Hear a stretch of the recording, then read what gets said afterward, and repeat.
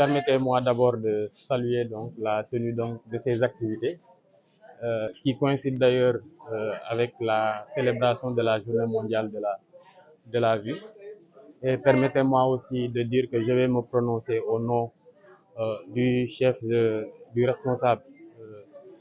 du programme de santé oculaire au Sénégal, en l'occurrence aussi se prononcer donc au nom du ministère de la Santé et de l'Action sociale. La question, quel est le rôle que le district joue dans le cadre de cette journée? Dans le cadre de ces journées, le district sanitaire de Yeumbeul, à travers son centre de santé de référence, travaille donc en étroite collaboration avec Œil du Monde et Direct Aid depuis pratiquement 4 ans. Et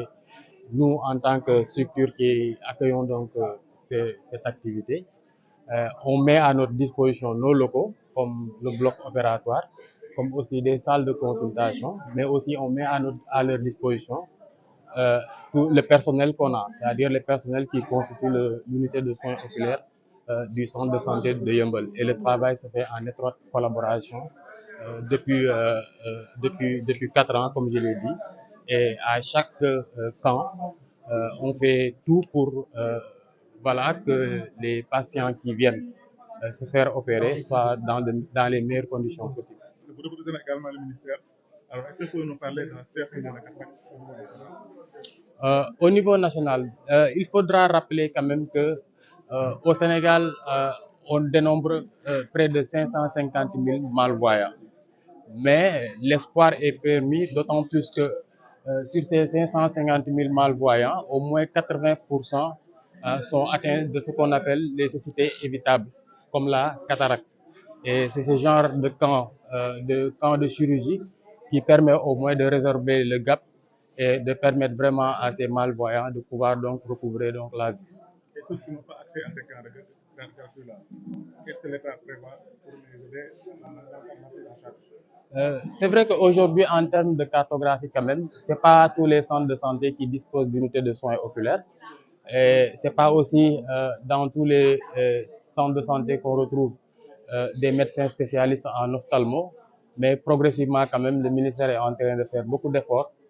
pour que les unités de soins oculaires puissent être fonctionnelles dans l'ensemble des centres de santé du Sénégal. Le gap est encore important.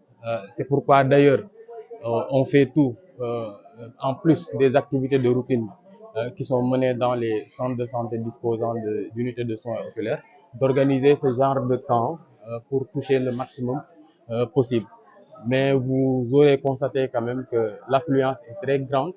donc ce qui fait que la demande est encore là et qu'il y a encore des efforts à faire pour que vraiment tous ceux qui sont concernés par cette affection qui est la cataracte puissent donc bénéficier d'une prise en charge.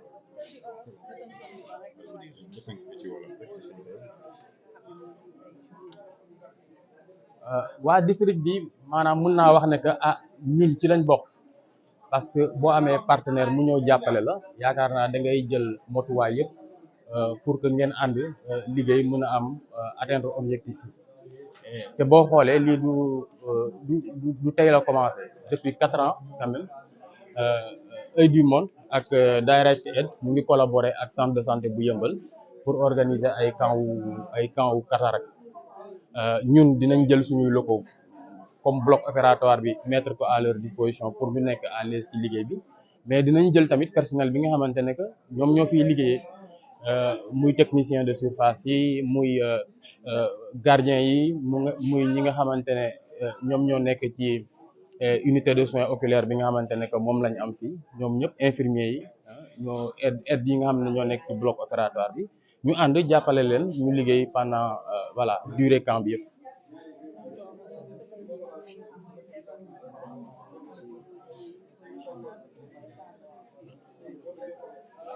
feebaru cataracte nag boo xoolee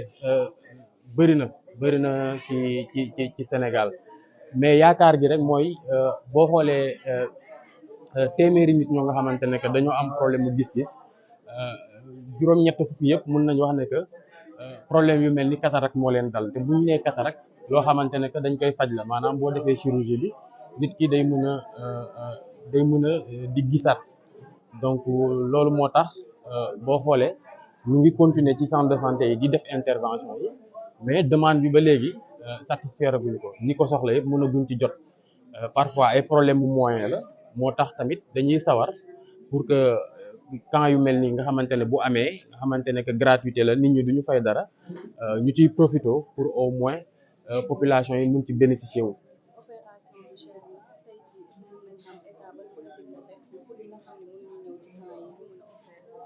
waaw état mu ngi jéem mais nag bu ñu waxee dëgg rek spécialiste yi ci wàllu santé oculaire maanaam ci wàllum faj bët doyaguñu doy ba nga xamante ne que région yëpp ak centre de santé yëpp gox-goxaan yëpp dinañ ci mën a am mais état mu ngi góorgóorlu parce que am na fu ñu jógee am na fu ñu nekk actuellement xam nañ ne que changement mu ngi am moo tax nag tamit bu ñu amee yenn partenaires yi dañuy fexe ba xool gox yi nga xamante ne que ñoom ñoo gën a am problème pour jot ci faj bi ñu mun fa organiser camp yu mel nii pour jàppale population bi mais quand même ñii bu ñu demee tamit faj bi day continuer voilà mais nag occasion la pour ñi nga xamante ne vraiment amuñu moyen ñu mun ci profiter mën a faj.